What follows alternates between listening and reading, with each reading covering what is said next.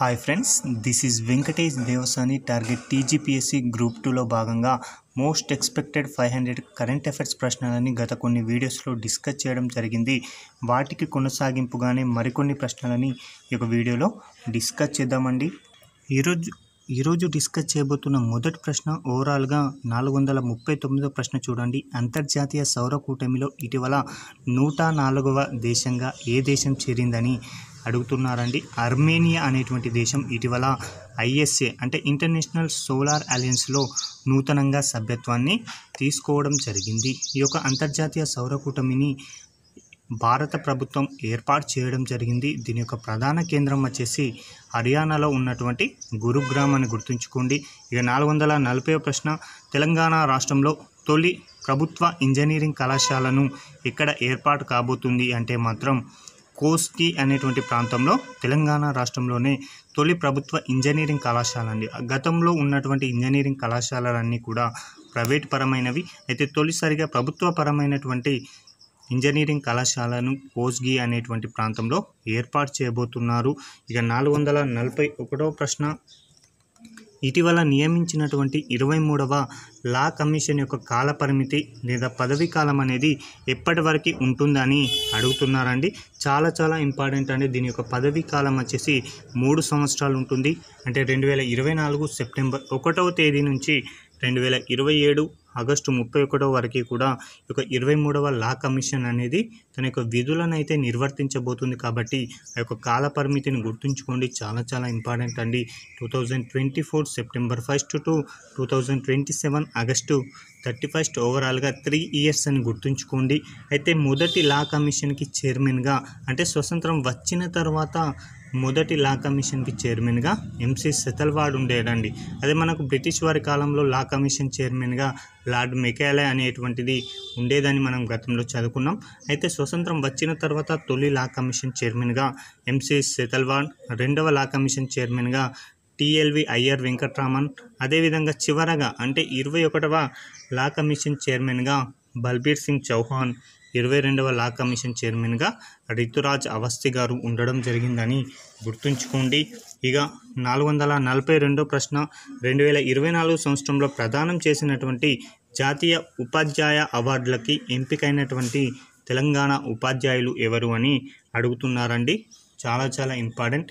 ప్రభాకర్ రెడ్డి పెసరా అండి. ప్రభాకర్ రెడ్డి పెసరా ఇతడు జిల్లా పరిషత్ హై స్కూల్ తిరుమలయాలపాలెం ఖమ్మం జిల్లాకు సంబంధించినటువంటి పాఠశాలలో ఉపాధ్యాయుడిగా విధులను నిర్వర్తిస్తున్నాడు. అతడి పేరును గుర్తుంచుకోండి, ప్రభాకర్ రెడ్డి పెసరా. మరొకరు వచ్చేసి తాండూరి సంపత్ కుమార్ అండి. ఇతడు దమ్మన్నపేట ప్రభుత్వ పాఠశాలలో పనిచేస్తున్నాడు. ఇది ఎక్కడ ఉంది అంటే సిరిసిల్ల జిల్లాలో ఉండడం జరిగింది. కాబట్టి పేర్లు గుర్తుంచుకోండి, ప్రభాకర్ రెడ్డి పెసరా, అదేవిధంగా తాండూరి సంపత్ కుమార్ అండి. మరొక ప్రశ్న అండి, పిఎం విశ్వకర్మ యోజనను అమలు చేయనున్నటువంటి తొలి కేంద్రపాలిత ప్రాంతం ఏది అని అడుగుతున్నారండి. కేంద్ర ప్రభుత్వం అత్యంత ప్రతిష్టాత్మకంగా ప్రారంభించినటువంటి పిఎం విశ్వకర్మ యోజనని తొలిసారిగా ఒక కేంద్రపాలిత ప్రాంతమైనటువంటి జమ్మూ కాశ్మీర్ అమలు చేయబోతుంది. కాబట్టి ఇది చాలా ఇంపార్టెంట్ అండి. ఇక 445వ ప్రశ్న, ప్రస్తుతం ప్రపంచ పప్పు ధాన్యాల ఉత్పత్తిలో మొదటి స్థానంలో ఉన్నటువంటి దేశం ఏది అంటే మాత్రం భారత్ అని గుర్తుంచుకోండి. ప్రపంచంలో పప్పు ధాన్యాల ఉత్పత్తిలో మొదటి స్థానంలో భారత్ ఉండగా, రెండో స్థానంలో మయన్మార్ ఉండగా, మూడో స్థానంలో కెనడా దేశాలు ఉండడం జరిగాయి. ఇక 446వ ప్రశ్న, 2023-24లో ఎఫ్డిఐలు పెట్టినటువంటి మొదటి 4 దేశాలండి. అంటే చాలా ఇంపార్టెంట్ అండి. అత్యధికంగా ఎఫ్డిఐలను పెట్టినటువంటి దేశంగా మొదటి స్థానంలో సింగపూర్ ఉండగా, రెండో స్థానంలో మారిషస్ ఉండగా, మూడో స్థానంలో యుఎస్ఏ ఉండగా, నాలుగో స్థానంలో నెదర్లాండ్ ఉందని ఇక్కడ నుంచి ప్రశ్న తప్పనిసరిగా రావచ్చు. కాబట్టి గుర్తుంచుకోండి, సింగపూర్, మారిషస్, యుఎస్ఏ, నెదర్లాండ్ ఈ యొక్క 4 దేశాలు అనేవి అత్యధికంగా ఎఫ్డిఐలు పెట్టడం జరుగుతుంది. అదే భారత్లో అత్యధికంగా ఎఫ్డిఐలను ఆకర్షిస్తున్న రాష్ట్రాలలో మహారాష్ట్ర, కర్ణాటక, గుజరాత్, ఢిల్లీ మొదటి 4 స్థానాల్లో ఉండగా తెలంగాణ 7వ స్థానంలో ఉండడం జరిగింది. ఇక 447వ ప్రశ్న, వరి ఉత్పత్తిలో ఇటీవల దేశంలో అగ్రస్థానంలో నిలిచినటువంటి రాష్ట్రం ఏది అని అడుగుతున్నారండి. వరి ఉత్పత్తిలో అగ్రస్థానంలో తెలంగాణ, రెండో స్థానంలో ఉత్తరప్రదేశ్, మూడో స్థానంలో పశ్చిమ బెంగాల్ ఉంది. కాబట్టి ఇటీవల వరి ఉత్పత్తిలో తెలంగాణ అగ్రస్థానంలో ఉంది కాబట్టి ఇక్కడ నుంచి ప్రశ్న రావచ్చు. కాబట్టి ఇక వరుస క్రమం గుర్తుంచుకోండి, తెలంగాణ, ఉత్తరప్రదేశ్, వెస్ట్ బెంగాల్ అండి. అదే గోధుమ పంట ఉత్పత్తిలో ఉత్తరప్రదేశ్, మధ్యప్రదేశ్, పంజాబ్ ఉండగా మొక్కజొన్న ఉత్పత్తిలో కర్ణాటక, బీహార్, మధ్యప్రదేశ్ అండి. చాలా ఇంపార్టెంట్, కర్ణాటక, బీహార్, మధ్యప్రదేశ్. ఇక 448వ ప్రశ్న, ప్రస్తుతం భారత్లో ఉన్నటువంటి రెపో రేట్ ఎంత ఉంది అని అడుగుతున్నారండి. మనకు రెపో రేట్ అంటే ఏంటి, రివర్స్ రెపో రేట్ అంటే ఏంటో మనం గతంలోనే డిస్కస్ చేసుకోవడం జరిగింది. కాబట్టి గుర్తుంచుకోండి, రెపో రేటు అంటే వాణిజ్య బ్యాంకులు ఆర్బీఐకి చెల్లించేటువంటి ఒక వడ్డీ రేటునే రెపో రేట్ అంటారు. అదే ఆర్బీఐ తిరిగి వాణిజ్య బ్యాంకులకు చెల్లించేటువంటి వడ్డీ రేటును రివర్స్ రెపో రేట్ అని పిలవడం జరుగుతుంది. అయితే భారత్లో ప్రస్తుతం రెపో రేట్ వచ్చేసి 6.50% ఉండగా రివర్స్ రెపో రేట్ వచ్చేసి 3.35%గా ఉండడం జరిగింది. అదేవిధంగా నగదు నిల్వల నిష్పత్తి అని, అదేవిధంగా చట్టబద్ధమైన నిల్వల నిష్పత్తి అని కొన్ని ఉంటాయి. కాబట్టి సిఆర్ఆర్ అనేది 4.5% ఉండగా స్టాట్యుటరీ లిక్విడ్ రేషియో వచ్చేసి 18% ఉంది. బ్యాంక్ రేట్ వచ్చేసి 6.75 ఉండగా ఎంఎస్ఎఫ్ వచ్చేసి 6.75గా ఉండడం జరిగింది. కాబట్టి ఇక్కడ నుంచి మ్యాచ్ ది ఫాలోయింగ్ అడగడానికి అవకాశం ఉంది. కాబట్టి గుర్తుంచుకోండి, repo rate, reverse repo rate, CRR, SLR ఈ నాలుగింటినైతే తప్పనిసరిగా గుర్తుంచుకోండి. Repo rate 6.50, reverse repo rate 3.35, CRR 4.50, SLR 18% అండి. ఇక 449వ ప్రశ్న, ఇటీవల ఆయుష్మాన్ భారత్ను ఎన్ని సంవత్సరాల వారికి వర్తింపచేస్తూ కేంద్రం నిర్ణయం తీసుకుంది అంటే, ఈ యొక్క ఆయుష్మాన్ భారత్ అనేటువంటి కార్యక్రమాన్ని 70 సంవత్సరాలు దాటిన అందరికీ కూడా ఈ యొక్క కార్యక్రమం అనేది వర్తింపబడుతుంది అని కేంద్ర ప్రభుత్వం ఇటీవల నిర్ణయం తీసుకుంది. కాబట్టి చాలా ఇంపార్టెంట్ అండి. 70 సంవత్సరాలు దాటిన వారందరికీ కూడా వారు ఆయుష్మాన్ భారత్లో భాగస్వాములు కావడానికి అవకాశాన్ని కేంద్ర ప్రభుత్వం ఇటీవల కల్పించింది. ఇది చాలా ఇంపార్టెంట్ అండి. ఇటీవల గలాతియా బేను భారత్లో ప్రధాన పోర్టుగా ప్రకటించారు. గలాతియా బేను భారత్లో ప్రధాన పోర్టుగా ప్రకటించారు. అయితే అది ప్రస్తుతం ఎక్కడ ఉంది అని అడుగుతారండి. అండమాన్ నికోబార్ దీవులో ఉన్నటువంటి గలాతియా బేను ప్రస్తుతం భారత్లో మరొక ప్రధానమైన పోర్టుగా ప్రకటించడం జరిగింది. ఇక 451వ ప్రశ్న, 18వ ప్రవాసీ భారతీయ దివాస్ 2025ని ఎక్కడ నిర్వహించనున్నారు అంటే, ప్రతి సంవత్సరం కూడా మనం ప్రవాస భారతీయ దివాస్ను జనవరి 9వ తేదీన నిర్వహించుకోవడం జరుగుతుంది. అయితే 2025వ సంవత్సరంలో ఈ యొక్క ప్రవాస భారతీయ దివాస్ను జనవరి 8 నుంచి 10వ తేదీ వరకు ఒడిశాలో ఉన్నటువంటి భువనేశ్వర్లో నిర్వహించనున్నారు. ఇక 452వ ప్రశ్న, మొదటి డ్రైవ్ పోర్టును 2024 అక్టోబర్లో పరిశ్రమల మంత్రి అయినటువంటి నితీష్ మిశ్రా ఎక్కడ ప్రారంభించారు అంటే, మొదటి డ్రైవ్ పోర్టుని 2024 సంవత్సరంలో బీహార్లో ఉన్నటువంటి బిహ్తా అనేటువంటి ప్రాంతంలో దీనిని ప్రారంభించడం జరిగింది. కాబట్టి చాలా ఇంపార్టెంట్.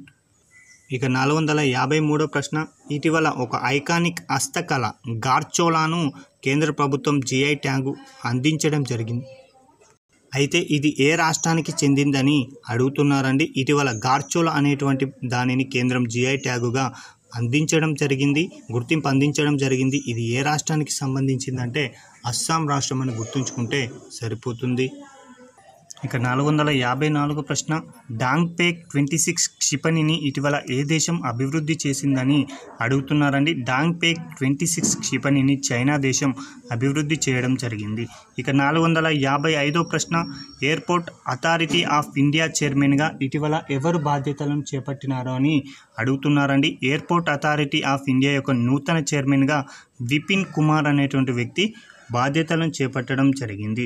ఇక 456వ ప్రశ్న, అల్జీమర్స్ వ్యాధి చికిత్స కోసం నూతన నాన్ టాక్సిక్ అణువులను ఏ సంస్థ అభివృద్ధి చేసింది అని అడుగుతున్నారండి. అల్జీమర్స్ వ్యాధి చికిత్స కోసం అగార్కర్ రీసెర్చ్ ఇన్స్టిట్యూషన్ పూణే వారు ఒక నాన్ టాక్సిక్ అణువులనైతే అభివృద్ధి చేసిండ్రు. కాబట్టి చాలా ఇంపార్టెంట్. ఇక 457వ ప్రశ్న, ఇటీవల భారతదేశ తూర్పు తీరాన్ని తాకిన తుఫాన్ అయినటువంటి దానా అని పేరు పెట్టిన దేశం ఏది అని అడుగుతున్నారండి. ఇటీవల భారతదేశంలో ఉన్నటువంటి తూర్పు తీరాన్ని దానా అనేటువంటి తుఫాన్ అనేది తీరాన్ని దాటడం జరిగింది.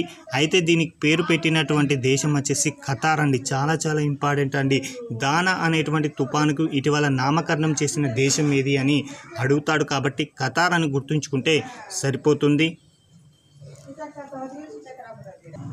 ఇక 458వ ప్రశ్న, అక్టోబర్ 24, 2024లో విడుదల చేసినటువంటి తాజా ఫీఫా ర్యాంకింగ్స్లో భారత్ ఫుట్బాల్ జట్టు ఎన్నవ స్థానంలో నిలిచిందని అడుగుతున్నారండి. 2024 అక్టోబర్ 24న విడుదల చేసినటువంటి ఫీఫా ర్యాంకింగ్లో భారత ఫుట్బాల్ జట్టు స్థానం వచ్చేసి 125వ స్థానం అని గుర్తుంచుకోండి.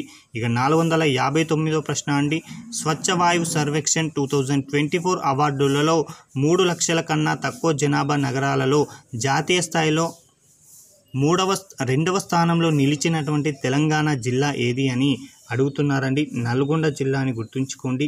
అదే 8వ స్థానంలో సంగారెడ్డి జిల్లా ఉండడం జరిగింది. వీటికి సంబంధించి మనం గతంలోనే డిస్కస్ చేయడం జరిగింది. మరొకసారి ఇక్కడ మీకు తెలియజేయాలనే ఉద్దేశంతో ఈ ప్రశ్నను తీసుకురావడం జరిగింది. 3 లక్షల కన్నా తక్కువ జనాభా నగరాలలో నల్గొండ 2వ స్థానంలో ఉండగా సంగారెడ్డి 8వ స్థానంలో ఉంది. ఇక 460వ ప్రశ్న, ఈరోజు చివరి ప్రశ్న అండి. ఇటీవల తెలంగాణలోని ఎన్ని ఆసుపత్రులకు నేషనల్ క్వాలిటీ అష్యూరెన్స్ సర్టిఫికేట్ రావడం జరిగిందని అడగడం జరిగింది. ఇది చాలా ఇంపార్టెంట్ అండి. ఇటీవల నేషనల్ క్వాలిటీ అష్యూరెన్స్ సర్టిఫికేట్ అనేది 5 హాస్పిటళ్ళకు అయితే రావడం జరిగాయి. అందులో వచ్చేసి ఖమ్మం జిల్లాలో ఉన్నటువంటి ఆయుష్మాన్ ఆరోగ్య మందిర్, అదేవిధంగా జగిత్యాల జిల్లా కతలాపూర్కు సంబంధించినటువంటి పిహెచ్సి, అదేవిధంగా పెద్దపల్లి జిల్లా అడ్డగుంటపల్లికి సంబంధించినటువంటి యూపీహెచ్సికి, అదేవిధంగా ఆదిలాబాద్ జిల్లా ఉట్నూరుకు సంబంధించినటువంటి సిహెచ్సికి, అదేవిధంగా కరీంనగర్ జిల్లా హుజురాబాద్కు సంబంధించిన ఏరియల్ హాస్పిటల్కి నేషనల్ క్వాలిటీ అష్యూరెన్స్ సర్టిఫికేట్ అయితే ఇటీవల రావడం జరిగింది. ఇవండి ఈ రోజుకు సంబంధించినటువంటి ముఖ్యమైనటువంటి కరెంట్ అఫైర్స్ ప్రశ్నలు. కరెంట్ అఫైర్స్కు సంబంధించినటువంటి ప్రశ్నలను నేటి వరకు 460 ప్రశ్నలను డిస్కస్ చేయడం జరిగింది. ఇక చివరి వీడియో రేపు అయితే మనకు 500 ప్రశ్నలు అనేవి కంప్లీట్ కావడం జరుగుతుంది. ఇప్పటి వరకు చేసిన అంటే 438 వరకు చేసినటువంటి ప్రశ్నలకు సంబంధించిన పీడిఎఫ్ని లేదా 460 వరకు అంటే నేటి వరకు చేసిన పీడిఎఫ్లని అన్నింటినీ కలిపి ఒక పీడిఎఫ్ రూపంలో మీకు అందించడం జరుగుతుంది. Thank you.